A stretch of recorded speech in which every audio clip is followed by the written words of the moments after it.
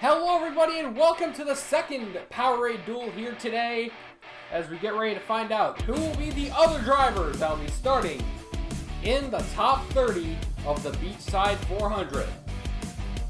So as we saw in the first duel, an amazing finish that ended with Jimmy Johnson scoring the victory, and will start in the inside of row number 2, and today we're going to find out who's going to be starting on the outside of row 2 and beyond.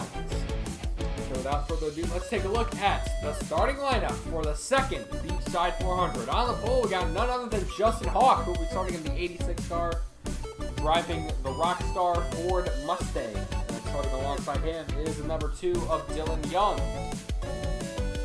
In row 2, we have another Dylan Jones in number 20, and Trey Wright in the 34. We have Brandon Creason in the 28, and Luke Ryan in the 30 in row 3. Then we have Noah Kim in the number 4 car, and Jose Mills in the 70, big row 4. And rounding out the top 10 is Connor Grindstaff in the 04, and Steven Merzlak in the 4. We got Noah Cars in the 44, and Maxwell Fye in the 60. Brandon Foss in the 90, Griffin Lin in the 36, Caleb Campbell in the 46, alongside Noah Sweet in the 8, Anthony Fox in the 38, and Jacob Buchholz in the 12. Defending YTRSS champion Peyton Beasley in the 16, starting alongside the 80 of Adam Garcia. We got JJ Garfield, Nicholas Breeden, Faris Khalil, Blake Jefferson, Connor Breton, Ryan Durrani, David Dawn, Mr. Johnson, Stephen Willie, Mika Dergo, Cody Smart, Michael Zartman Jr., and Zach Cronin rounding out the field for the second Powerade Duel. As the cars are going to roll off here, I think it's one of the more important drivers to keep an eye on today is none other than the defending champion, Peyton Beasley in the 16 car. Yeah, pretty shaky start at the beginning of the season, but managed to rebound after a big win at Martinsville and managed to rebound to take the champion title. So today the 16 team hoping to make the race here today, get a good start to continue their run from the previous season. Now they do have the playoff provisional, which means they're going to be starting in every single event following the Beachside 400. So with that boost, they might be able to get some great points. But only time will tell. Moving on, we got to take a look at another big driver that's going to be making his first. Hopefully he's going to make his first starts in the Beachside 400. Griffin Lin, driving the 36 car. Hoping to have a good run today in that little bit of a different paint scheme from the first season, as he's going to roll off a little bit in midfield today. And continuing on, we got some other big-time drivers to keep an eye on as well. A little bit farther back, we got Cody Smart, who finished second in the points for season number 1. Either second or third, but he was in contention all the way up to the final race, but just couldn't do it. He does have a pretty big run. He does have that playoff provisional, so he'll be competing in every race. Can he manage to pull through to finally win that championship this year with a little bit of help from a good start here at Daytona? As the pace car rolls off, turn number 4, Justin Hawk and Dylan Young will lead them off to the green flag here today. Looks like the 86 nor the 2 are going to have any troubles, because we had Drew Lowe early in the event, the first Powerade Duel, have a little bit of a vibration issue at the beginning. But anyways, green flag is out, and away we go here at Daytona for the second Powerade Duel. As Justin Hawk already takes the lead away here. Dylan Young doing a little bit of a maneuver there, a little slingshot maneuver, as he is going to work his way up to the second right as we hit the backstretch, as he is not going to let the 86 team lead this first lap. And then behind him, we got Brandon Creason in the 28, looking on the inside here. Trying to start that inside lane. Looks like Noah Cars is going to try making a third lane if he can. But looks like Creason's going to shut the door on him. As they come off of turn number 4 here, it looks like the first lap's going to go to the number 2 of Dylan Young, who's going to lead the first lap of the second Powerade Duel, the first of his career.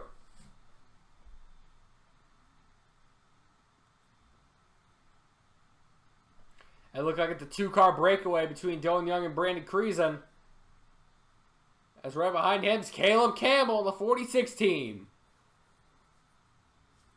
Trying to work his way up. Looks like Anthony Fox is up. They're going to also create another two-car breakaway. With a little help from Anthony Fox in the 38 car.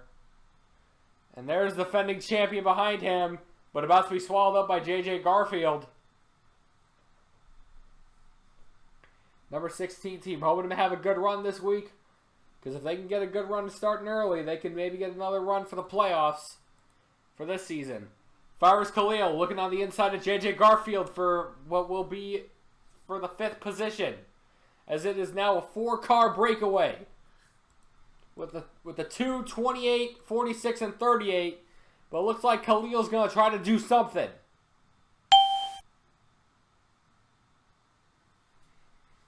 Looks like I got a little bit of help, too, with the 18 car of Connor Breton. But Khalil's now on the inside. He might be able to catch up there. Might be a 5-car breakaway at this point. With a little bit of help from... Kind of a little bit of a loner right there, but Stephen Willey's right behind him. Stephen Willey is actually Caleb Campbell's teammate. So, as Dylan Young has led every single lap so far in this event. So we're almost entering lap number 5. But here comes Caleb Campbell. Now works his way up to second. Creason's going to fall back. Looks like Anthony Fox is falling back too. As he got a bunch of drivers that started in the back of the field now working their way up. There's Zach Cronin in the 40. Winner of the Last Chance Qualifier in Season 1. Managed to get a good run. Had a quiet season. Managed to make a bunch of races but just had a quiet season. So... might be able to make a statement early on, but here comes Caleb Campbell looking on the inside for first. Dylan Young's going to lead that lap, but he's going to lose it right away to the 46 car, as we're going to have our second leader of the duel, Caleb Campbell in the 46 Coca-Cola Chevrolet Camaro.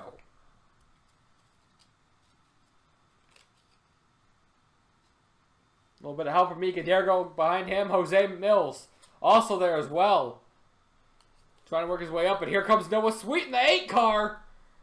One of the fan favorites in the field today. Making his first YTRSS start. Similar with a lot of drivers in the field, but right now, it's all Caleb Campbell. Whoa, we got trouble. There's more trouble behind him. That's Justin Hawk, the pole sitter, involved. But no caution, which is a bizarre... that is bizarre. No caution. We're still under green right now. It's Caleb Campbell. I think it was under car trouble. That's going to bring out the caution. And that's going to take out some Anthony Fox, Stephen Willey. Oh, Maxwell Fye. Oh, no. Oh, my gosh. That was a nasty hit. But miraculously, Stephen Willey just keeps going. Wow! Well, that's going to take Fye out of competition. I don't know if they're going to race him back. Oh, more trouble! Zarman Jr. to the 50 goes around. Oh, it's Steven Merzlack! They make contact! Oh, and he's going to go over, but... oh, that might be the end of the day for Merzlack. As it looks like Dergo's going to lead him back. Must have got a little bit of a pass there with the 46. But yikes. That is, wow. Yeah, so that was a pretty nasty hit right there for 2 drivers. But as we come back under caution here on lap number 7, we're going to find out what caused all 3 of those. Those are 3 crashes in 1 lap. So let's take a look at what happened. Alright, so let's see what's happened. First, we're going to start off with what happened with Justin Hogg. It looks like Steven Merzlack and Maxwell Fye make contact and just bumped into the 86 car. It's hard. Yeah, that is so bizarre that the caution did not come out. Because the only time the caution would not come out if this were to happen below the double yellow line. However, this clearly happened over the double yellow line. So, I don't know why the caution didn't come out. So caution should have definitely come out when that happened. As we're going to move up a little bit further up, we're going to start what happened next was a nasty hit for Stephen Willie. Number 62 car. Yep, there's the beginning of it right there with Stephen. Oh yeah, Ferris Khalil. Oh wow, yep. Brandon Creason, Zach Cronin, Anthony Fox. They all make contact. They're all up on the wall. Looks like Fisher Johnson, Connor Breton, and Connor Grindstaff kind of got a little bit hung up right there. But yep, Stephen Willie just nothing really much to do here. Just hold on and lock the brakes at that point. And then, yeah, just awful hit. That was like, I think that was either on the passenger. I don't know if what side that was on. Yeah, that was on the driver's side. Oh, wow. That's just like both cars go airborne. Man, that car, 62, it is a miraculous that Willie was still conscious after that crash, let alone being able to drive away from it. Is the most insane thing about it. Man, he is probably just man of steel right there. But Maxwell Fye is definitely going to be out of the race, and so is Stephen Willie, because both cars took a lot of significant damage. Now we move on to what happened a little bit farther back with Michael Zartman Jr. Right there, he was up in the front of the pack. Gonna figure out what happened to him now. Yeah, oh, right there, yep. That was actually started with Griffin Lin. Griffin Lin, Luke Ryan, and Ray Durrani all make contact as the 36 goes up the track. Yeah, oh wow, 30 car gets pinned up there. And then I don't know what happens. Oh, that's it. Luke gets into Luke Ryan, and then he's gonna spin around. No, not quite yet. He gets hit a couple times, and then kind of slowly spins around here. As we're gonna speed up the slow-mo real quick, and then you see he slides down, and just like what happened with Stephen Willie, just awful place right there, and he's gonna do like a little bit of a blowover, and yikes, Merzlak gets some pretty big damage, but wow. So run a caution on lap number 7. We'll be right back after the break.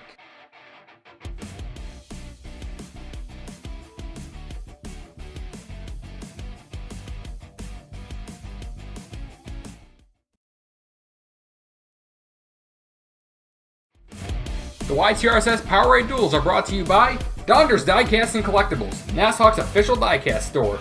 Check the link in the description below to find some exclusive deals on diecast and other sports memorabilia.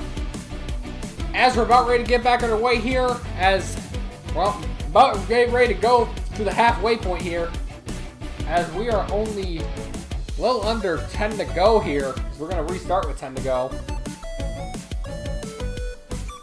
But as you can see here, it's about to get pretty intense. So Dergo currently leads. We got Caleb Campbell in second, Durrani third, Reed in fourth, Wright fifth, Carr sixth, Jefferson seventh, Dylan Young eighth, Beasley ninth, and Noah Kim in 10th. So if the race were to end right now, those would be the 10 drivers advancing to the Beachside 400. But as we all know, anything goes at Daytona, and anything could happen within a certain point of time. We saw that with the first duel, where we had a lot of changes in the final laps as they come across, coming to the restart here. I'm going to restart with 10 to go. So we got a pretty big exciting finish coming. Let's find out who's going to be the 10 drivers making it into the Beachside 400. Green flag is back out. We're back underway here at Daytona.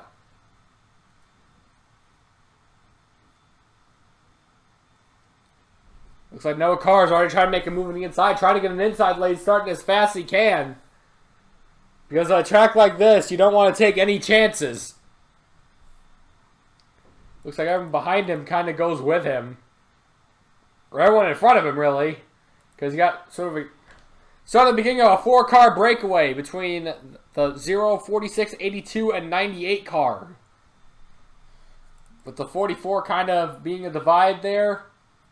Looks like Blake Jefferson's currently starting the inside line. But how about this? Here comes Caleb Campbell. Try to look on the inside lane. Now as an inside lane starting.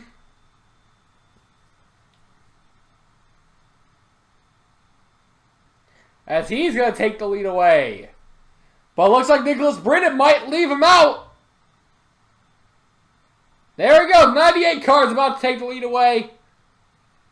And he does. The 98 car is now your leader. But here comes the 44 car. He got a little bit of rookie versus veteran right here. Is he going to have the momentum to do it, though, is the question. Does 44 have the momentum to do it?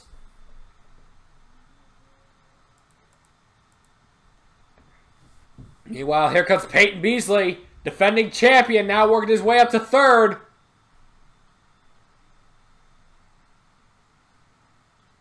Whoa, that was contact with Dergo and Campbell. Right behind there. Fortunately, they save it. At the moment, it is still the 98. As the laps are winding down.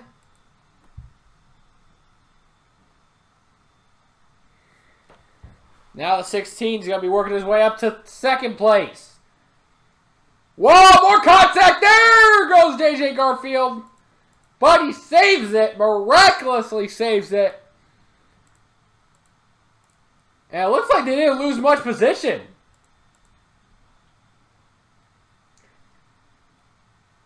But they got to get up in front of Noah Sweet. So, whoop. Oh, wow, that was a near close call with Blake Jefferson this time with Mika Dergo.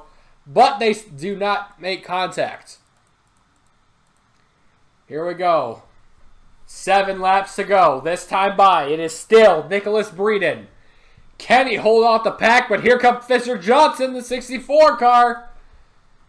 Whoa, there we go. We got more trouble. Oh, there we go. Another crash. And there are cautions out. Oh, my. There was... Saw like a 4 wide there, and it just didn't end well. That's going to take out David Dawn, Mika Dergo, JJ Garfield, Noah Cars, among a couple others. Oh, look out, you two. All right. As they're going to lead him back to the caution. It looks like Fisher Johnson has worked his way to the front, but here comes the 70. But it looks like that one's going to go to... No, actually, barely gets by to Nicholas Breeden. Wow. That was an exciting finish right there. Coming back to the caution. Well, we got ourselves a pretty big finish coming up.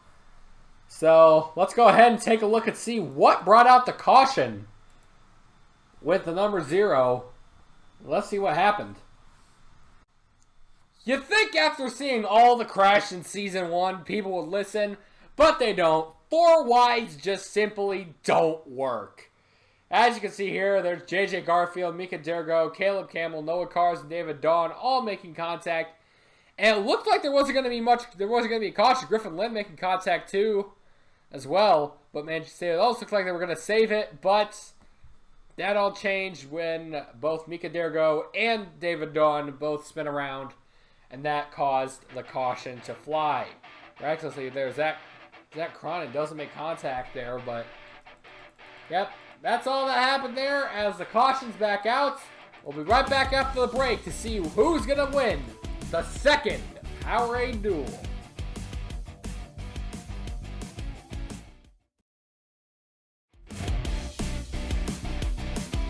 Welcome back here, and if you thought the first Powerade Duel had a great finish, get ready for this, because we got ourselves a green-white checker here. So... it's only going to be 2 laps to determine who's going to win the second Powerade Duel here. As you can see right now, the top 10 at the moment are the 98 of Breeden, Fisher Johnson, Jose Mills, Brandon Foster, Blake Jefferson, Connor Breton, Trey Wright, Dylan Young, Rand Durrani, and Peyton Beasley are currently the 10 drivers that are currently in the spots to make it into the final event. Now, as we come here, only 2 laps. Next flag will end the race. So these guys got to make sure to both race conservative so they don't cause another wreck, but also race aggressive enough to make it possible for them to make any passes. But right now, it's going to be Nicholas Breeden that's going to lead them back here for the green-white checkered here at Daytona. Green flag is back out for the final time today. It's already Blake Jefferson trying to make a move right now in the 84 car. Wow, a lot of drivers already starting to make moves. Anthony Fox now currently looking on the inside. Jose Mills now trying to look for second here. Will he pose a threat to the 98 car? Car's going to continue to pick up speed here. Brandon Foster on the 90. Trying to see if he can start an inside lane. Dylan Young trying to do the same. But just trying to work his way up through the field right now.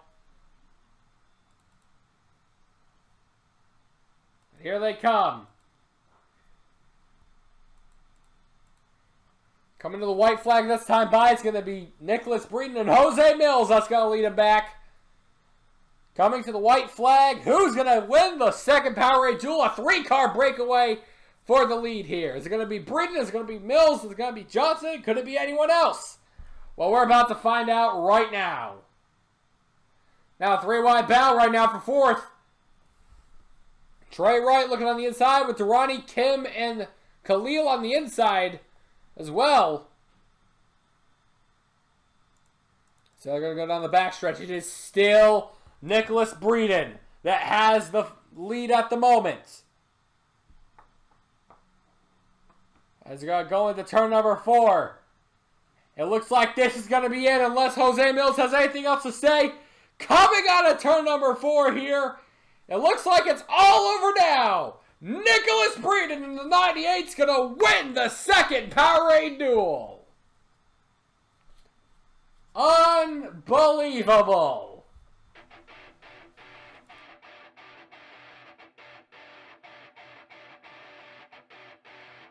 Let's take a look at the official results here. Nicholas Breeden coming home first, along with Jose Mills and Fisher Johnson running in second and third. Pretty good runs for all three of them today.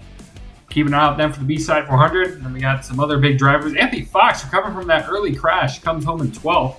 Pretty good run for him in the 38 car.